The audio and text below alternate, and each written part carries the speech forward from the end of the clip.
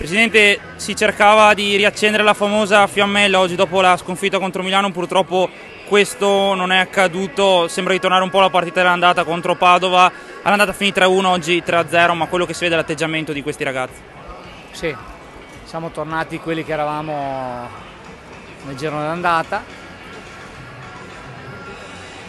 e questo mi fa male perché il primo responsabile di questo sono io che il numero uno di questa società, di conseguenza sono io il primo responsabile, è giusto che ci metta la faccia, però sono convinto che ripartendo da domani, come ho detto negli spogliatoi appena adesso, cambiando regime soprattutto sulla voglia di stare in campo, sono convinto di risollevarci.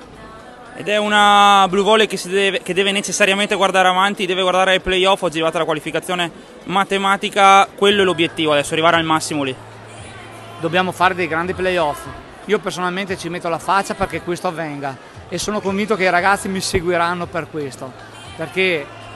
ognuno di noi ci dobbiamo qualcosa a qualcuno, lo dobbiamo ai nostri tifosi, lo dobbiamo alla città di Verona, lo dobbiamo ai colori giallo-blu. Lavorerò per questo.